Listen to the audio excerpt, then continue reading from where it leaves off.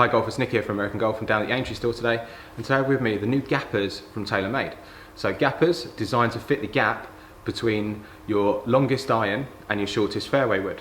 So it just fills that gap. Taylormade found that golfers sort of had a gap in their bag. So kind of like hybrids or driving irons type of thing. So you've got three types. So you've got GAPR High. So it kind of looks more like a hybrid type club. Nice little shape. There's a lot like sort of arrow at the back there, and there's sort of slight cavity as well. Nice looking golf club.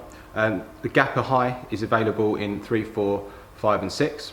We've got GAPR Mid, which is available in 3, 4, 5. Slightly smaller than GAPR High obviously. So they've got a little weight cavity at the back here, so it just shows you where the centre of gravity. If you compare that to GAPR Lo, by the way they all come with nice little head covers as well. So GAPR Lo is obviously smallest profile, really nice looking golf club. Looks a little bit like the P70 UDI, and the gravity and the weight port at the back here, you can see it's at the back of the club. So this is going to be sort of a lower launch, lower spin club. Or the GAPR Lo is available in 2, 3 and 4. So different options. They're all adjustable and they all feature speed foam. So famous P790 sort of came out end of last year for Taylormade. So that's where it's sort of a hollow head and they inject it with speed foam just to fill it out to increase ball speed, feel and sound off the face.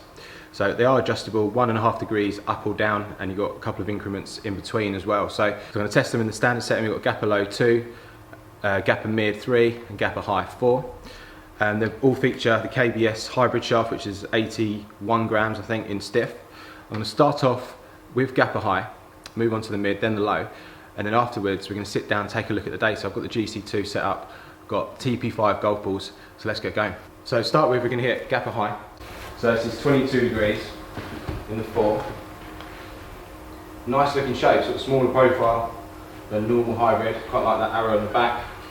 Good looking golf club. Let's see how it performs. 5 shots, TP5 balls. Feels really powerful off the face. Slight overdraw. Long as well. Wasn't expecting that. 212 carry, 228. Slight overdraw again. Feels really powerful off the face.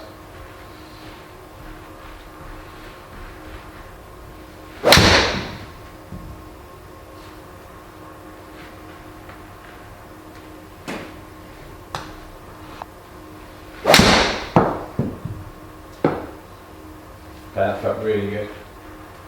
Nice high fly.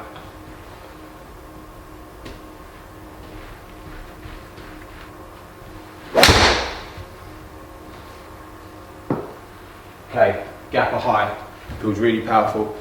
So the first few shots there, I just overdrew. So I just adjusted my setup a little bit, tried to start it down the right. Felt really good. Let's move on now to GAPR Mid. Okay, so moving on to GAPR Mid, sort of more like a driving type iron. Sort of, you can see slightly smaller version of the High. Again, you've got sort of the arrow at the back, a little bulge at the back. I think it looks very smart. So this is a 3, 18 degrees this one. So 5 shots.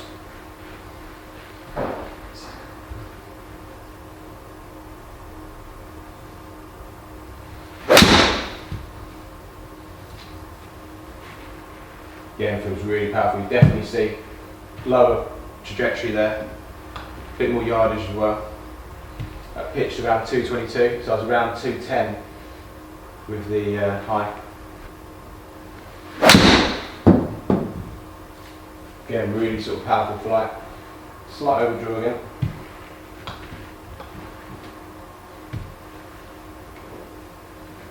.235 total distance. Easy to hit this club.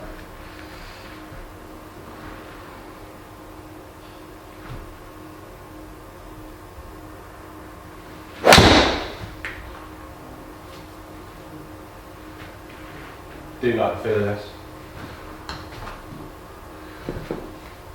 Definitely see a bit more yardage, 235 again. 2 more. Just peak height, it's only a couple of yards lower. Be interesting to see the data afterwards.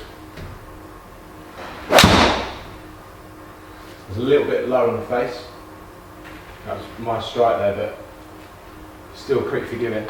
So it just drops in distance and ball speed, still 22-22.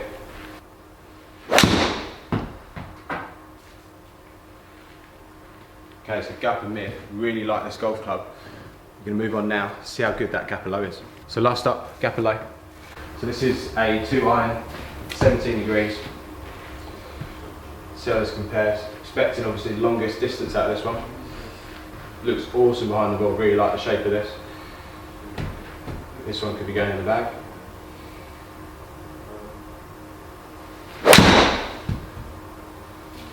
Obviously lower sort of ball flight. I don't think that was my best strike ever. Still felt pretty good. Run out about 240.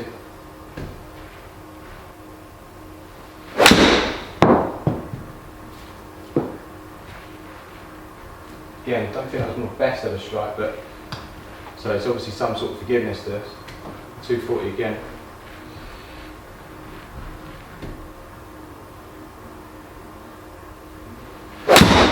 Oh, it felt better.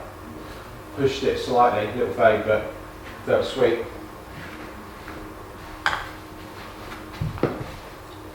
Around about 240 again.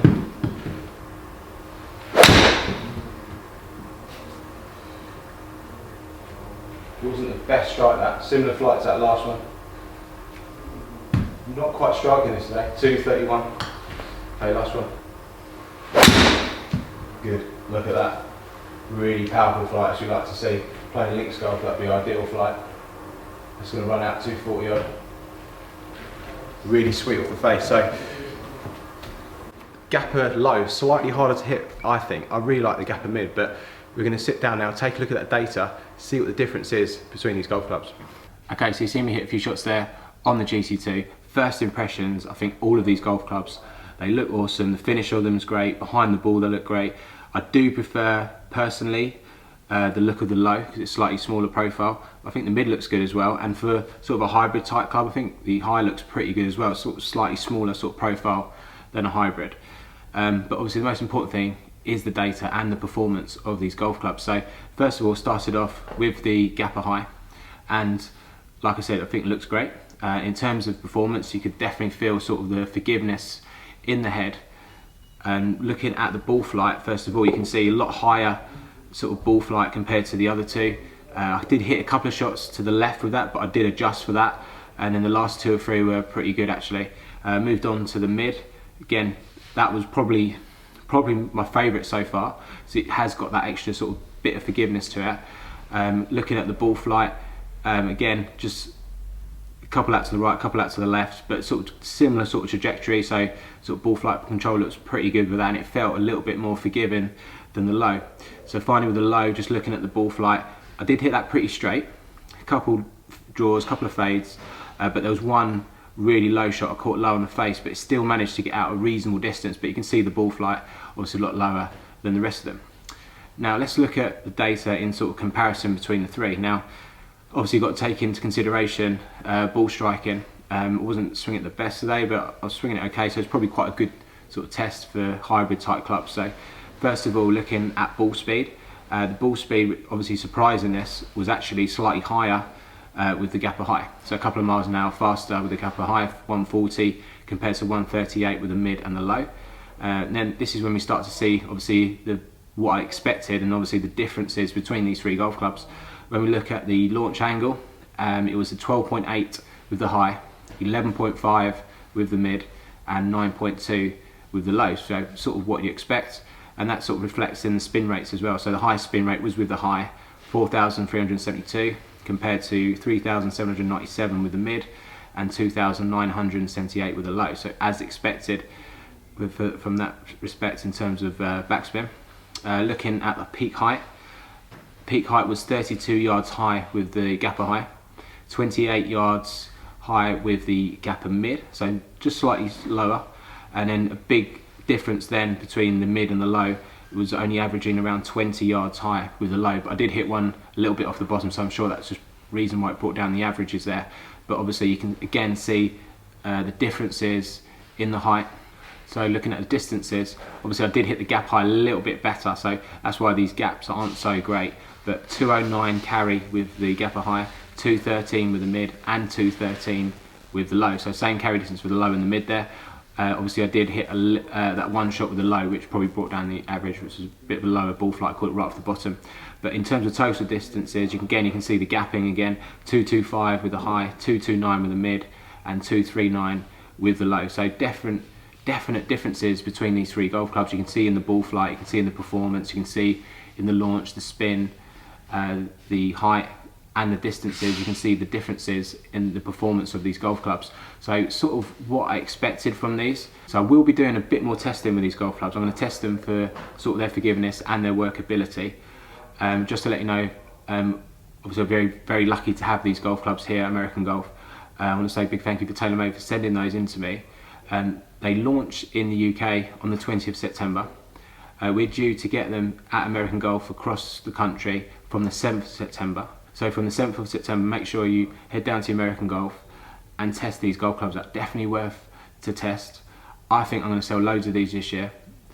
I think it's quite important, if you're going to your local store, take in your longest iron and your shortest fairway wood. Try and find the gap with these golf clubs. There's different ball flights to suit different people, different levels of golfer. They've also got the adjustability on them.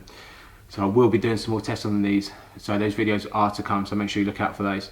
Just so you know, we're still offering, as of now, double value trading at your local American Golf and 0% finance. So golfers, hope you enjoyed the video. If you did, please give it a thumbs up and we'll see you again soon.